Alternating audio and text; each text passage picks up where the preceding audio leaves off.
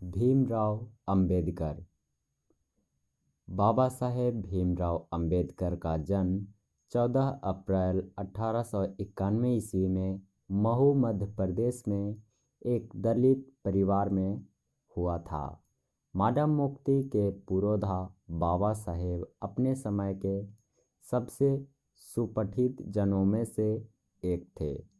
प्राथमिक शिक्षा के बाद बड़ौदा नरेश के प्रोत्साहन पर उच्चतर शिक्षा के लिए न्यूयॉर्क यानी कि अमेरिका, फिर वहां से लंदन यानी कि इंग्लैंड गए।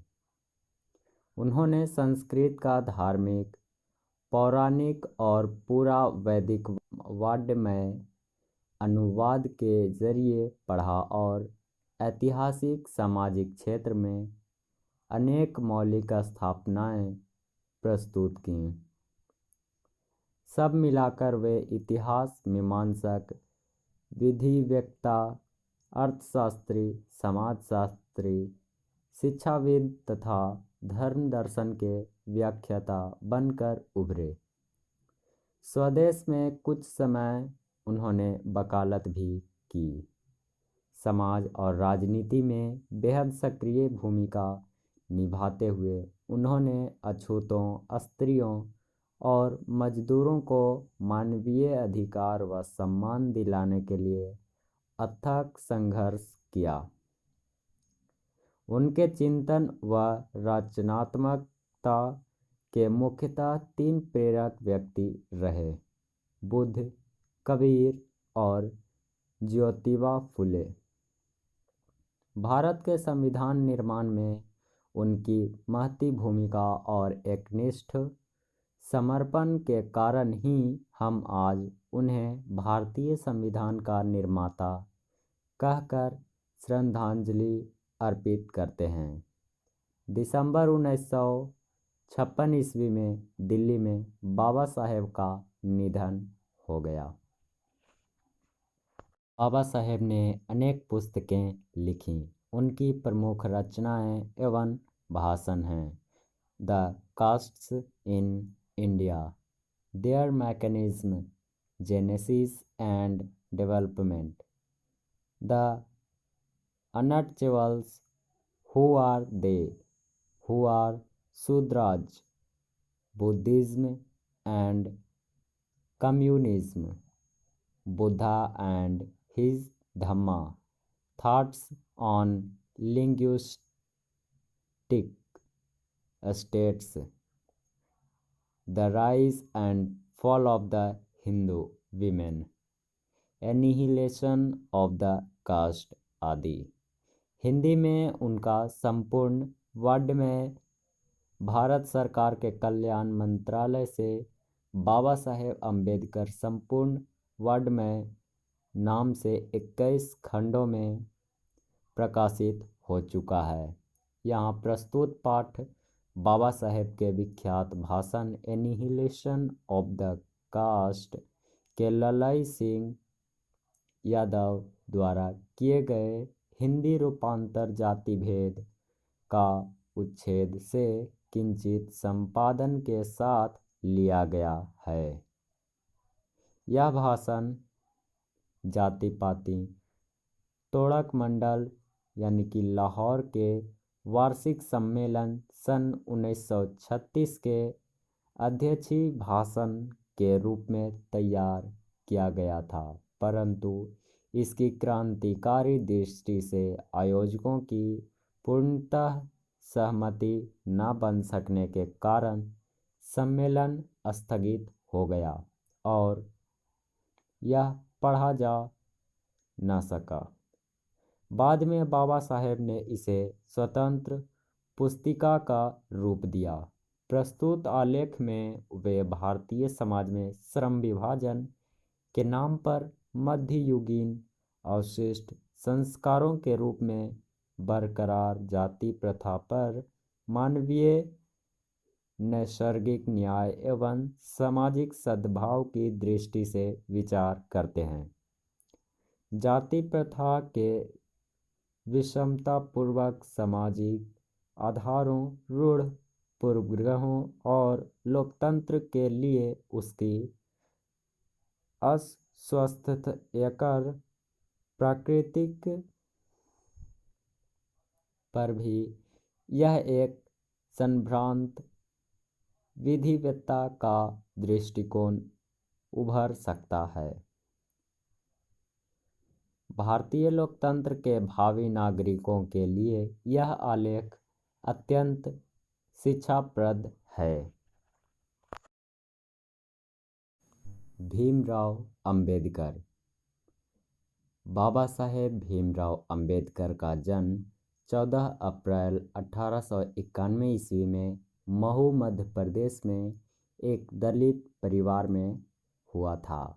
माडम मुक्ति के पुरोधा बाबा साहेब अपने समय के सबसे सुपठित जनों में से एक थे। प्राथमिक शिक्षा के बाद बड़ौदा नरेश के प्रोत्साहन पर उच्चतर शिक्षा के लिए न्यूयॉर्क यानी कि अमेरिका, फिर वहां से लंदन यानी कि इंग्लैंड गए। उन्होंने संस्कृत का धार्मिक, पौराणिक और पूरा वैदिक वाङ्मय अनुवाद के जरिए पढ़ा और ऐतिहासिक सामाजिक क्षेत्र में अनेक मौलिक स्थापनाएं प्रस्तुत कीं। सब मिलाकर वे इतिहास मीमांसक, विधिवेत्ता, अर्थशास्त्री, समाजशास्त्री, शिक्षाविद तथा धर्म दर्शन के व्याख्याता बनकर उभरे। स्वदेश में कुछ समय उन्होंने वकालत भी की। समाज और राजनीति में बेहद सक्रिय भूमिका निभाते हुए उन्होंने अछूतों, स्त्रियों और मजदूरों को मानवीय अधिकार व सम्मान दिलाने के लिए अथक संघर्ष किया। उनके चिंतन व रचनात्मकता के मुख्यतः 3 प्रेरक व्यक्ति रहे: बुद्ध, कबीर और ज्योतिबा फुले। भारत के संविधान निर्माण में उनकी महती भूमिका और एकनिष्ठ समर्पण के कारण ही हम आज उन्हें भारतीय संविधान का निर्माता कहकर श्रद्धांजलि अर्पित करते हैं। दिसंबर 1956 ईस्वी में दिल्ली में बाबा साहेब का निधन हो गया। 5, 4, 3, 2, 1। बाबा साहेब ने अनेक पुस्तकें लिखीं। उनकी प्रमुख रचनाएं एवं भाषण हैं: the castes in India, their mechanism, genesis and development, the untouchables, who are they, who are Shudras, Buddhism and communism, Buddha and his Dhamma, thoughts on linguistic states, the rise and fall of the Hindu women, annihilation of the caste आदि। हिंदी में उनका संपूर्ण वाङ्मय भारत सरकार के कल्याण मंत्रालय से बाबा साहेब अम्बेडकर संपूर्ण वाङ्मय नाम से 21 खंडों में प्रकाशित हो चुका है। यहाँ प्रस्तुत पाठ बाबा साहेब के विख्यात भाषण एनिहिलेशन ऑफ द कास्ट के ललाई सिंह यादव द्वारा किए गए हिंदी रूपांतर जाति भेद का उच्छेद से किंचित संपादन के साथ लिया गया है।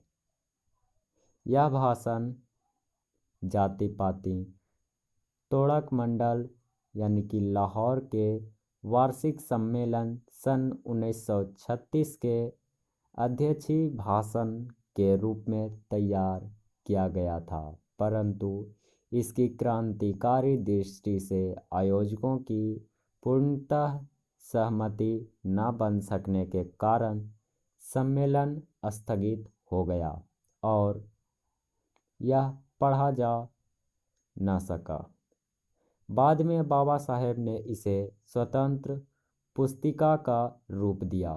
प्रस्तुत आलेख में वे भारतीय समाज में श्रम विभाजन के नाम पर मध्ययुगीन अवशिष्ट संस्कारों के रूप में बरकरार जाति प्रथा पर मानवीय नैसर्गिक न्याय एवं सामाजिक सद्भाव की दृष्टि से विचार करते हैं।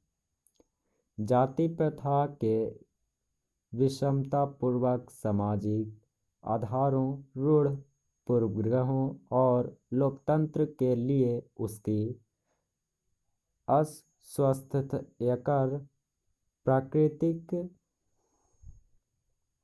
पर भी यह एक संभ्रांत विधिवत्ता का दृष्टिकोण उभर सकता है। भारतीय लोकतंत्र के भावी नागरिकों के लिए यह आलेख अत्यंत शिक्षाप्रद है।